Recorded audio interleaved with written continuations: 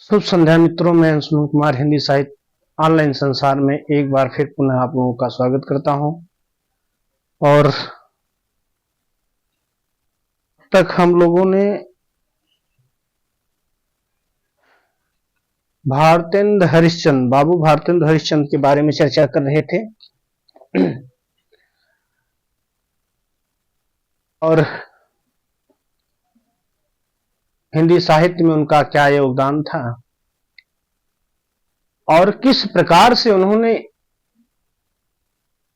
हिंदी साहित्य को योगदान दिया था। अपने इस अल्पायु में, अपने इस जीवन काल में उन्होंने हिंदी साहित्य को किस प्रकार से योगदान देकर के यहां तक पहुंचाया था, जिससे उनको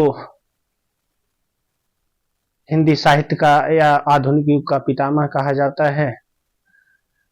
तो इन सब सारी चीजों को हमने अगली कक्षा में देख लिया था। कुछ उनकी रचनाएं हैं, उनको देखते हैं और किस प्रकार से अपनी कविता के माध्यम से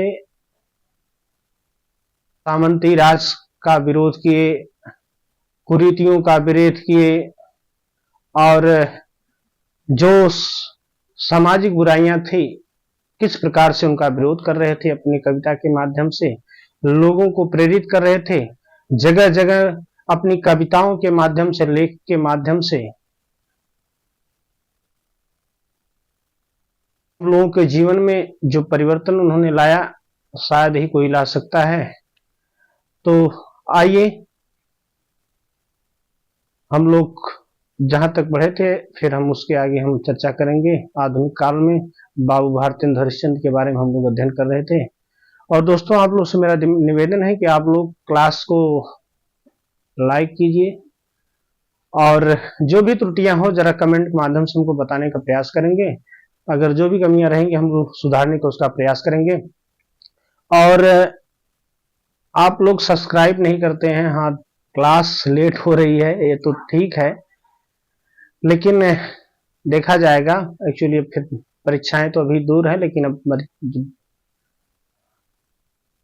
जो ही समय मिलता है तो YouTube पर जैसे हमेशा की तरह क्लास सीरियल वाइज आधुनिक युग, इसके बाद छायावाद, प्रयोगवाद, प्रगतिवाद, नई कविता, विधाएं, इन सब आज सब सारी चीजों को जो है क्रमबद्ध तरीके से भेजा जाएगा। इसके बाद व्याकरण की क्लासें दिया जाएगा। तो आप लोगों से मेरा छोटा सा निवेदन कि आप लोग क्लास को, चैनल को सब्सक्राइब कर क्लास को लाइक और शेयर कमेंट कीजिए। तो आइए देखते हैं।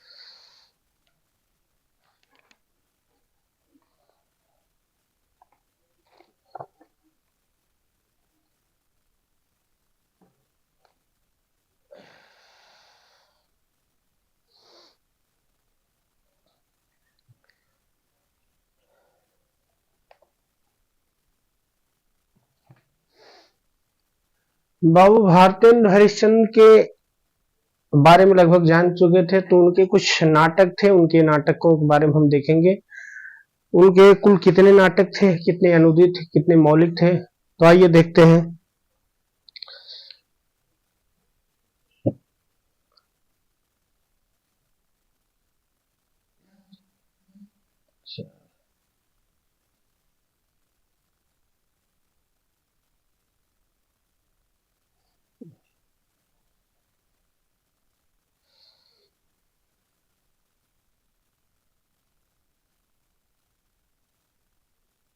भारतेंदु हरिश्चंद्र,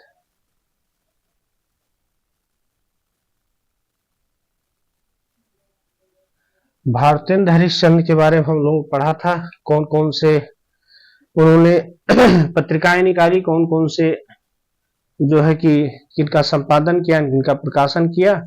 अब वो थोड़े से जान लेते हैं उनके नाटक के बारे में, उन्होंने कितने मौलिक और कितने अनुदित नाटक को लिखा था। तो पहले हम अनुदित नाटक के बारे में चर्चा कर देते हैं। नाटक अनुदित, कौन से? अनुदित। अनुदित अनुदित नाटक के बारे में हम तो उनका पहला नाटक था विद्या सुंदर, जो 1868 ईस्वी में, कितना? 1868 ईस्वी में उन्होंने लिखा था। कौन सा? विद्या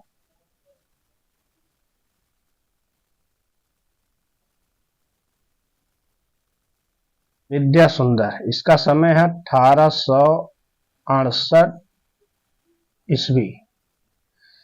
विद्या सुंदर को उन्होंने कब? 1868 ईस्वी में। और दूसरा है पाखंड विडंबन। कौन सा? पाखंड विडंबन। पाखंड विडंबन। पाखंड विडंबन, इसका समय 1872 ईस्वी। कितना? 1872 ईस्वी। पाखंड विडंबन। पहला विद्या सुंदर है, दूसरा पाखंड विडंबन है, और तीसरा है कर्पूर मंजरी। कौन सा? कर्पूर मंजरी।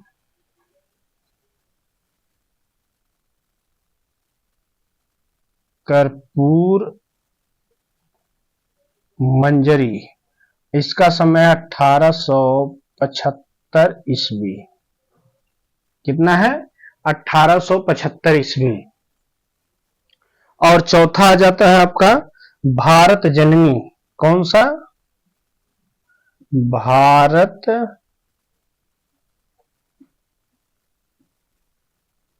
जननी। चौथा कौन है? भारत जननी, और इसका समय है 1877 ईस्वी। कितना? 1877 ईस्वी।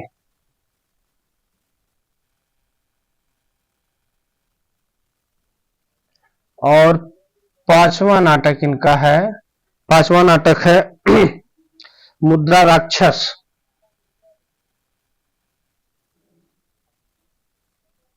मुद्रा राक्षस, इनका मुद्रा राक्षस है, और इसका समय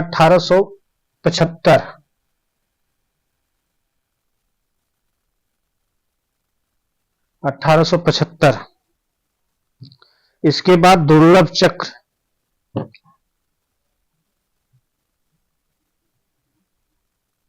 दुर्लभ चक्र, इसका समय नहीं ज्ञात है।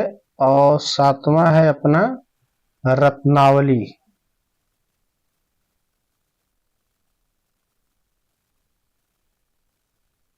रत्नावली।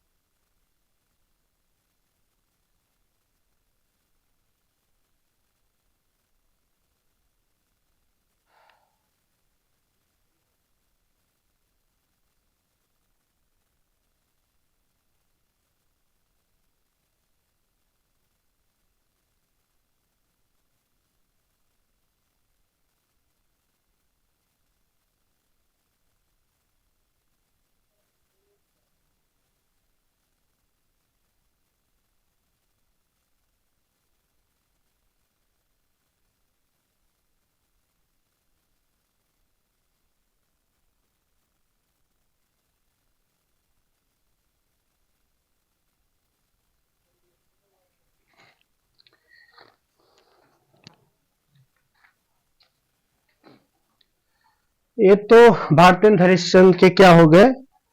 अनुदित नाटक हो गए। ठीक है। अच्छा।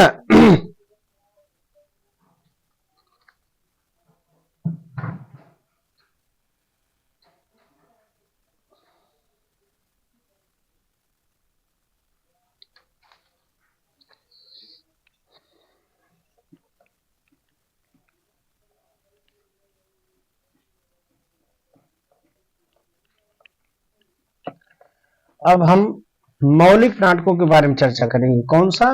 मौलिक। ये 7 इनके क्या हुए? अनूदित नाटक हो गए। और हम अब मौलिक नाटक के बारे में देखेंगे।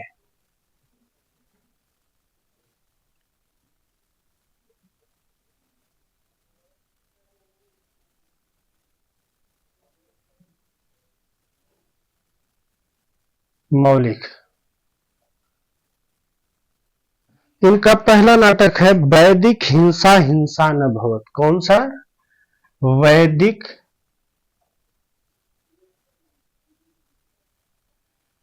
हिंसा हिंसा न भवत।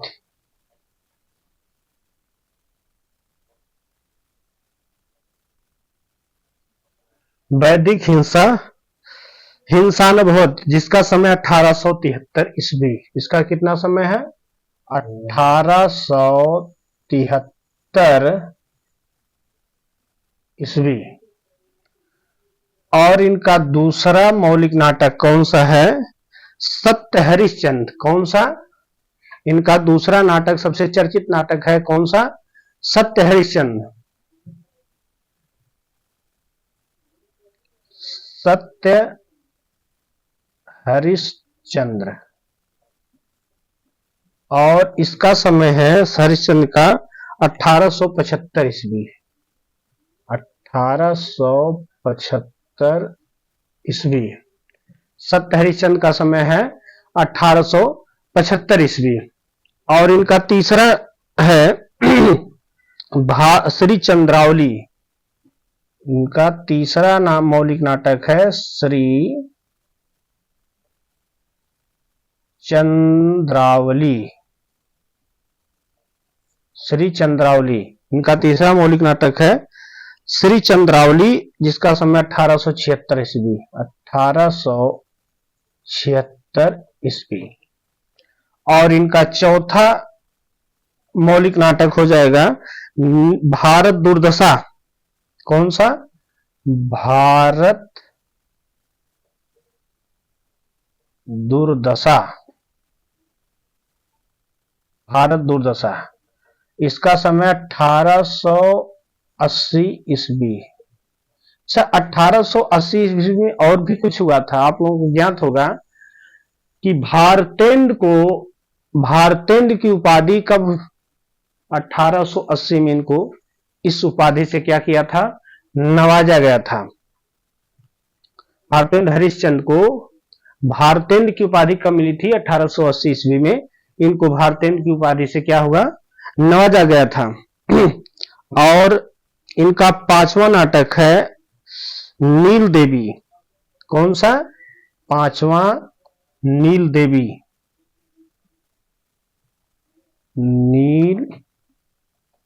नील देवी, जिसका समय 1881 ईस्वी। कितना? 1881 ईस्वी। और इनका छठवां जो है कि नाटक है अंधेर नगरी। कौन सा? अंधेर नगरी। अंधेर नगरी। इसका भी समय 1881 ईस्वी है। इसको हम लोग कक्षा 5 में पढ़ा करते थे। अंधेर नगरी चौपट राजा टके से फाजी टके से खाजा। तो अंधेर नगरी नाटक कौन लिखे थे? भारतेंद्र हरिश्चंद्र ने लिखा था। इसका समय 1881 ईस्वी में है। और सातवां नाटक इनका प्रेम जोगिनी।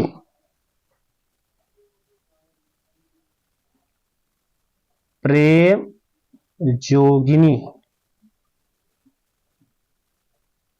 प्रेम जोगिनी इनका कौन सा? सातवां मौलिक नाटक है। और इसका समय 1875 ईस्वी। केवल 1875 ईस्वी। और दो नाटक और हैं। आठवां है सती प्रताप। आठवां नाटक कौन सा है, इसको लिख लीजिए पहले।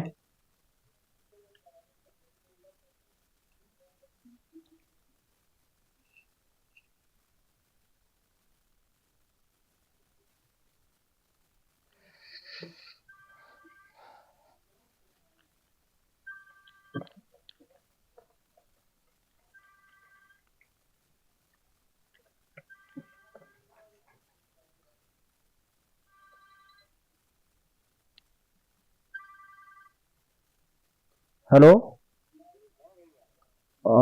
हाँ भाई साहब। अरे थोड़ा हम पढ़ा रहे हैं, बाद में फोन करते हैं। हम पढ़ा रहे हैं थोड़ा। नहीं नहीं, पढ़ा रहे हैं हम, अभी आधा घंटा में।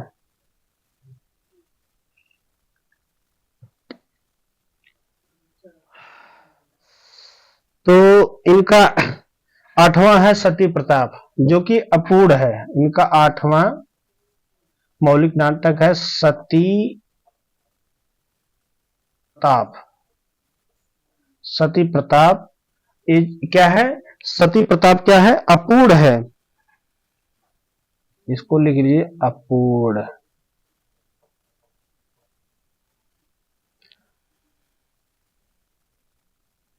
पूछा जाता है कि भारतेंदु हरिश्चंद्र का कौन सा नाटक अपूर्ण रह गया था, तो सती प्रताप। और सती प्रताप को कौन पूरा किया था, राधा कृष्ण दास ने।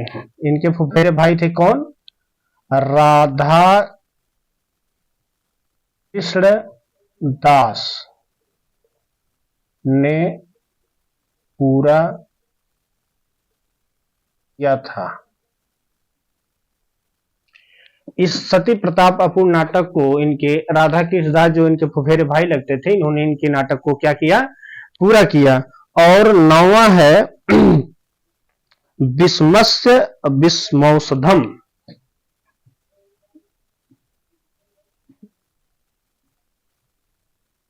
विस्मस्य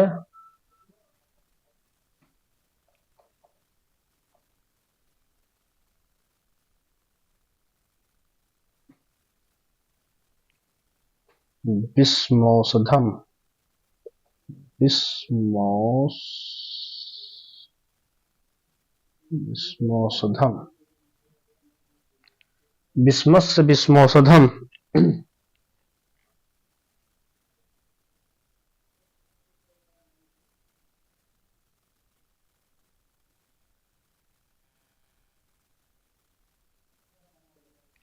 इनका नवा नाटक है विस्मस्य विस्मौषधम।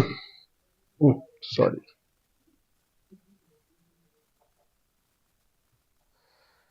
विस्मस्य विस्मौषधम।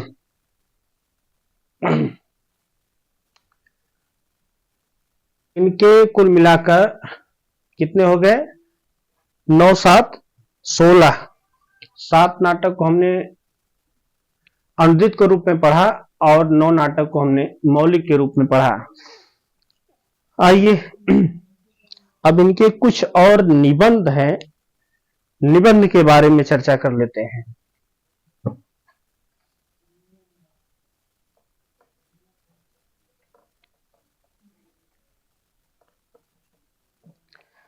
निबंध के बारे में देखते हैं। हेडिंग डालिए निबंध। निबंध 2021 में पूछा गया था कि नाटक किस विधा की रचना है। टीजीटी 2021 में पूछा गया था कि नाटक किस विषय की किस विधा की रचना है। तो कोई नाटक लगा दिया, कोई कविता लगा दिया, लेकिन वास्तविकता यह था कि वो निबंध भारतेंदु हरिश्चंद्र का लिखा गया नाटक नाम का क्या था, निबंध था। तो आइए देखते हैं। पहला निबंध इनका कौन था, नाटक। नाटक। और दूसरा है जर्नल। दूसरा कौन सा है, जर्नल है। और लेबी प्राण लेबी। लेबी प्राण लेबी, इनका तीसरा निबंध। और चौथा निबंध है इनका भारत वर्षोन्नत कैसे हो सकती है। ये बहुत चर्चित निबंध इनका है, पूछा जाता है भारत वर्षोन्नत कैसे हो सकती है। भारत वर्षोन्नत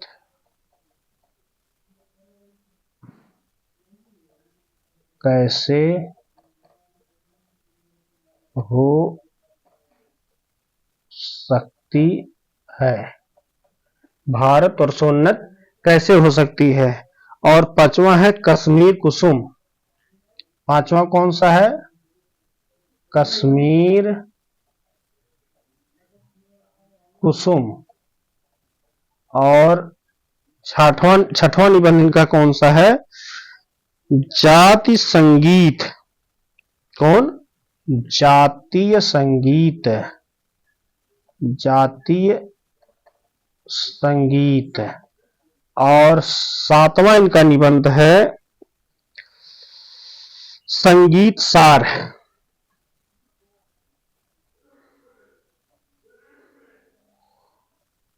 संगीत सार लिख लीजिए, तब आगे देखें। और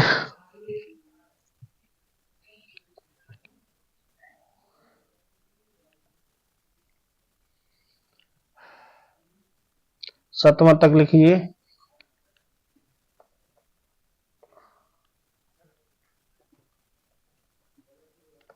और आठवां इनका है हिंदी भाषा। आठवां कौन है,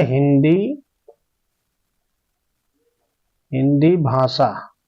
इसका समय लिखिए 1875 ईस्वी, इसका समय ज्ञात है। आठवां क्या हो गया, हिंदी भाषा। और हिंदी भाषा भी पूछा गया था, हिंदी भाषा किस विधा की रचना है, ये भी पूछा गया था टीजीटी 2021 में। और नवा देख लिए, स्वर्ग में विचार सभा। नवा निबंध कौन सा है, स्वर्ग में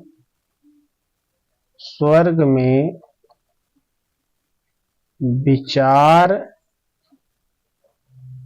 सभा। और 10वां इनका हो गया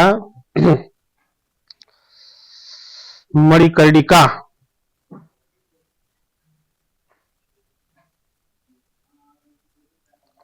मणिकर्णिका। और 11वां हो गया, मणिकर्णिका के बाद 11वां इनका हो गया रामायण का समय। कौन सा, रामायण का समय, रामायण का समय। और 12वां हो गया इनका, 12वां हो गया काशी। कौन सा, काशी। और 13वां कौन सा हो गया,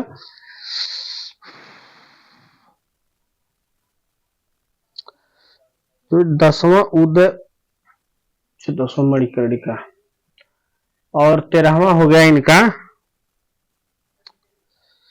उदय उरोदय।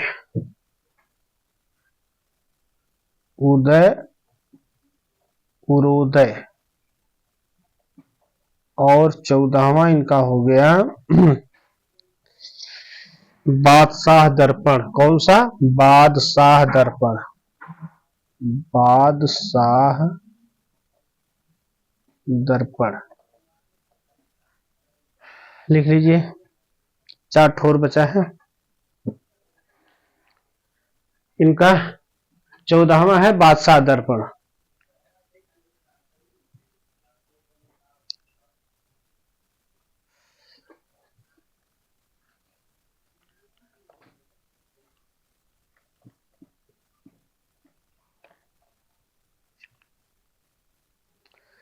पंद्रह लिखिए।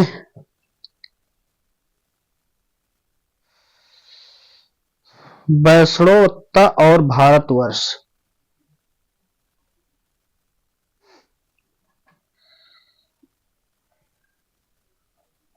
वैष्णवता और भा, भारतवर्ष, भारतवर्ष, ये 15वां इनका है। और 16वां है नाटकों का इतिहास। 16वां कौन सा निबंध है? नाटकों का इतिहास। और 17वां इनका है कौन सा? 17वां पे आ जाते हैं सूर्योदय। सूर्योदय 17वां निबंध इनका कौन सा? सूर्योदय। और 18वां निबंध है इनका ईश्वर बड़ा विलक्ष।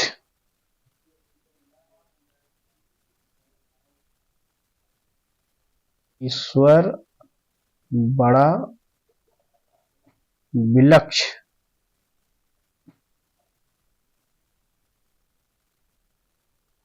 इनका 18वां हो गया। और 19वां बद्रीनाथ की यात्रा। कौन सी? 19वां इनका निबंध है बद्रीनाथ की यात्रा। बहुत पूछता है बद्रीनाथ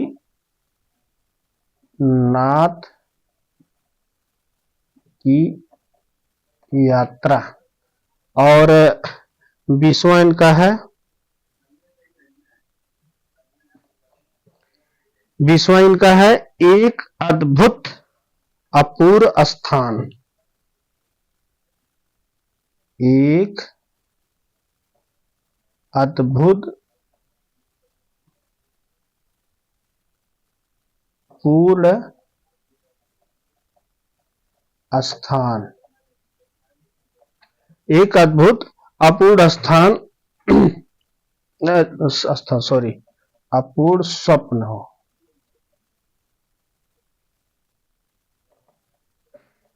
स्वप्न, ये इनका 20वां निबंध है। उन्होंने देख लिया आप लोगों ने नोट्स लगभग 16 उन्होंने क्या लिखा था? निबंध लिखा था अनुदित और मौलिक मिलाकर के। और 20 उन्होंने क्या लिखा था? निबंध लिखा था, जिन आप लोगों ने निबंध को देखा। अब उनकी कुछ काव्य कृतियों के बारे में देखेंगे। सॉरी एक मिनट।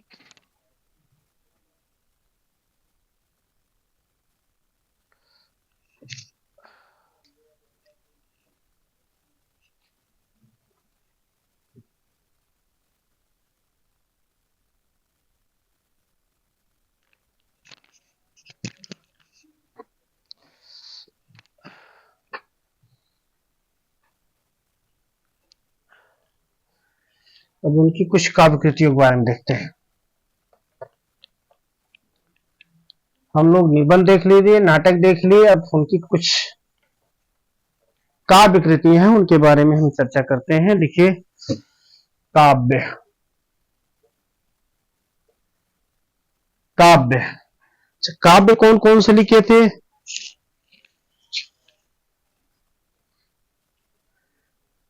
सब मिलाकर उन्होंने कितने?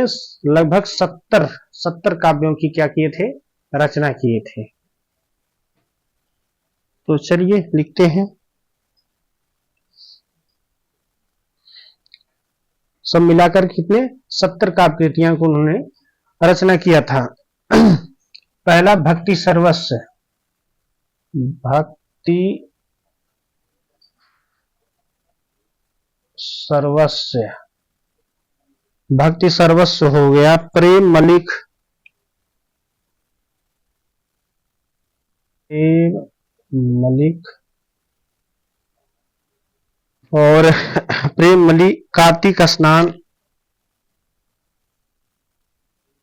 कार्तिक स्नान। वैशाख महात्म्य, वैशाख महात्म्य।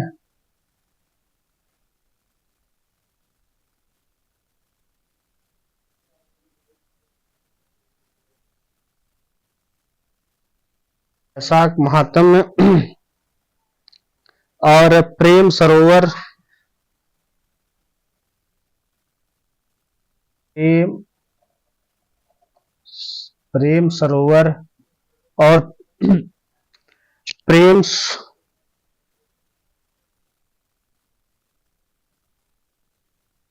प्रेमस्वर्णन प्रेमस्वर्णन प्रेमस्वर्णन और जैन कुतूहल जैन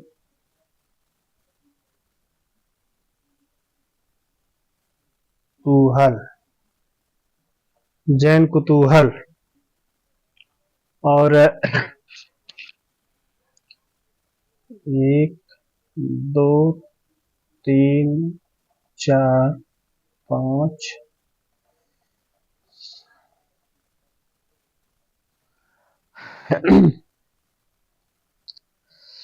प्रेम सतसई या श्रृंगार सतसई प्रेम सतसई प्रेम सतसई या श्रृंगार सतसई और 9वां हो गया प्रेम तरंग प्रेम तरंग प्रेम माधुरी प्रेम माधुरी और 11 हो गया अपना उत्तरार्ध भक्तमाल कौन सा उत्तरार्ध भक्तमाल एक भक्तमाल और भी है जिसको नाभा दास ने लिखा था अगर पूछ लिया उत्तरार्ध भक्तमाल कौन लिखे हैं तो हरिश्चंद्र और 12वां हो गया आपका और 12 में आ गए प्रेम प्रलाप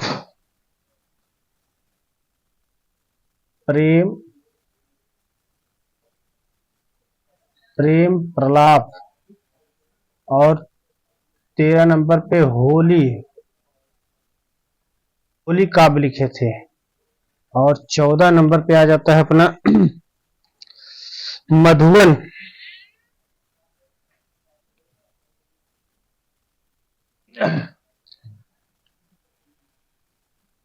मधुकुल और 15 नंबर पे अपना आ जाता है राग संग्रह राग संग्रह नंबर पे क्या आ जाता है राग संग्रह और 16 नंबर पे आ जाता है 16 नंबर पे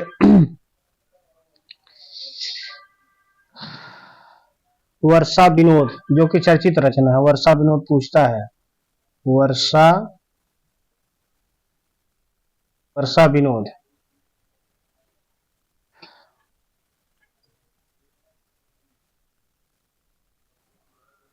चलिए आगे देखते हैं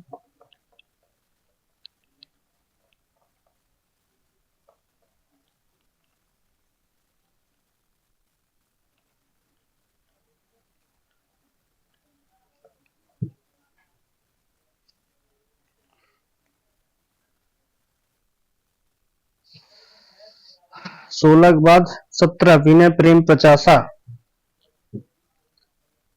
विनय प्रेम पचासा और 18 हो गया फूलों का गुच्छा फूलों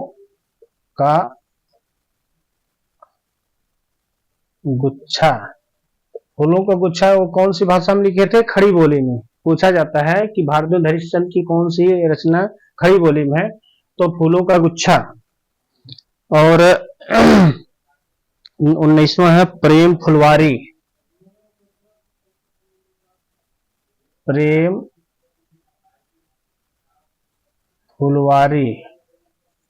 प्रेम फुलवारी 19 नंबर कौन प्रेम फुलवारी और 20वां है कृष्ण चरित। 20वां लिखे हैं कृष्ण चरित। 20वां कौन सा? कृष्ण चरित। इसका है 1882 प्रबंध। इसका समय 1882 ईस्वी।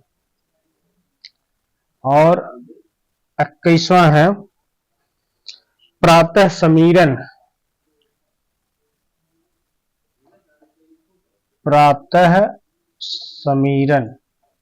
और 22वां है प्रातः समीरण। और 22वां है तन्मय लीला। कौन सा? तन्मय लीला।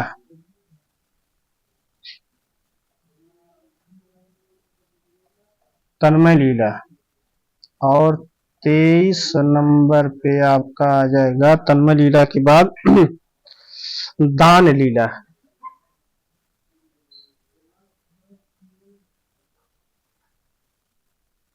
दान लीला 23वां कौन सा? दान लीला। अब 24वां देख लीजिए।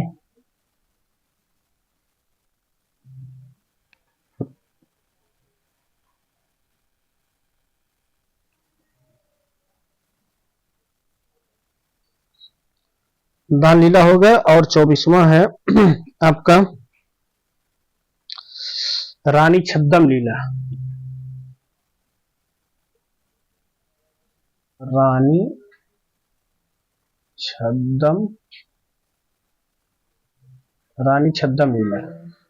और 25 पे अपना है रानी छद्म लीला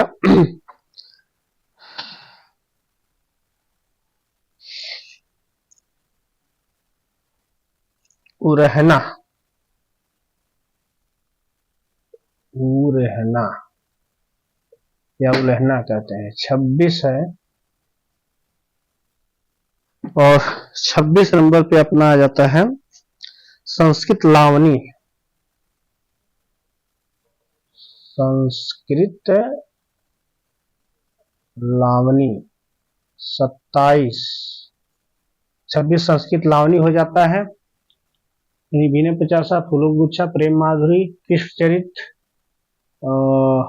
तन्मय लीला, दान लीला, रानी छद्म लीला, उरेहना, संस्कृत लावनी। और 27 आपका हो जाएगा बसंत। बसंत। और 28 मुंह दिखावनी। मुंह दिखावनी। हाँ, जब दुल्हन आती है ना, तो जब नई नई आती है तो उसको सभी पड़ोसी, सभी नाते रिश्तेदार क्या करते हैं, पहले मुंह दिखाई का कार्यक्रम रखते हैं। तो उसी पे लिखा गया है मुंह दिखावनी। और उर्दू का स्यापा 29। उर्दू उर्दू का स्यापा। और इस हो गया उर्दू का स्यापा। और प्रबोधिनी। प्रबोधिनी। प्रबोधिनी। प्रबोधिनी चर्चित रचना है। इसी पर विदेशी वस्तुओं का बहिष्कार उन्होंने किया था। और 31 है सुमनांजलि। कौन सी रचना एक आ जाती है इनकी? 31 सुमनांजलि। सुमनांजलि। और 32 सुमनांजलि के बाद बंदर सभा। ये भी एक चर्चित रचना है। कौन सी? बंदर सभा। बंदर सभा।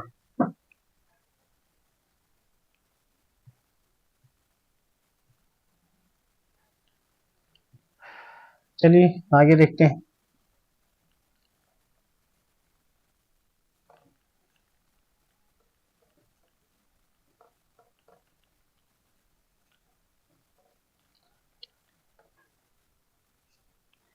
बत्तीस के बाद 33 हो गया बकरी बिलाप। बंदर सभा के बाद 33 हो गया, बकरी बिलाप, बकरी बिलाप। और 34 नंबर पे आ जाता है अपने कौन, विजय वल्लरी, विजय वल्लरी, विजय वल्लरी। और 35वीं रचना इनकी है विजयनी विजय वैजयंती, विजयनी विजय विजयनी विजय वैजयंती।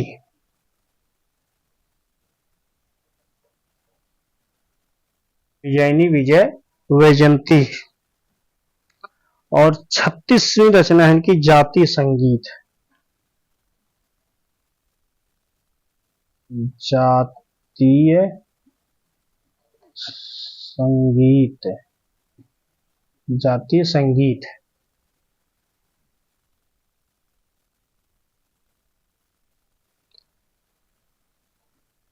और 37वीं रचना इनकी है रिपुनाष्टक। कौन सी, रिपुनाष्टक। तो आज हम लोगों ने भारतेंदु हरिश्चंद्र की कुछ रचनाओं को उनका अनूदित और मौलिक नाटक के रूप में देखे, और इसके बाद उनके निबंध को देखा, और इसके बाद उनकी कुछ महत्वपूर्ण जो है काव्य कृतियों को देखा। तो आज की क्लास हम यहीं पर समाप्त करते हैं। फिर नेक्स्ट क्लास में हम इनके बारे में, इन सब रचनाओं के बारे में हम चर्चा करेंगे। इन सब रचनाओं का लिखने का उद्देश्य क्या था, हम उद्देश्य के बारे में चर्चा करेंगे। बारीकी से एक एक रचना के बारे में हम लोग पढ़ेंगे। तसल्ली रखिए, और आप लोग चैनल को ज्यादा से ज्यादा सब्सक्राइब कीजिए, और धीरे धीरे हम पढ़ते रहेंगे। अभी परीक्षा दूर है, लेकिन दूर क्या है, जब से जागो तभी से सवेरा, क्योंकि दूर करते करते करते करते एक दिन समय आ जाएगा नजदीक, हम लोग कुछ कर नहीं पाएंगे। इसलिए निरंतरता जरूरी है, चाहे 1 घंटा 2 घंटा 4 घंटा, लेकिन निरंतरता किसी भी काम करने के लिए क्या है, निरंतर हमको करना चाहिए, निरंतर लगे रहना चाहिए। तो इसलिए बहुत जल्दी हम लोग जो है कि आधुनिक काल को समाप्त कर देंगे। और आप लोग क्लास को शेयर कीजिए, लाइक कीजिए और कमेंट कीजिए। हाँ, जो भी कमी हो उसको आप कमेंट के माध्यम से सूचित करने का प्रयास करेंगे, हम उसको सुधार करने का प्रयास करेंगे। तो आज बस इतना ही। जय हिंद, जय हिंदी।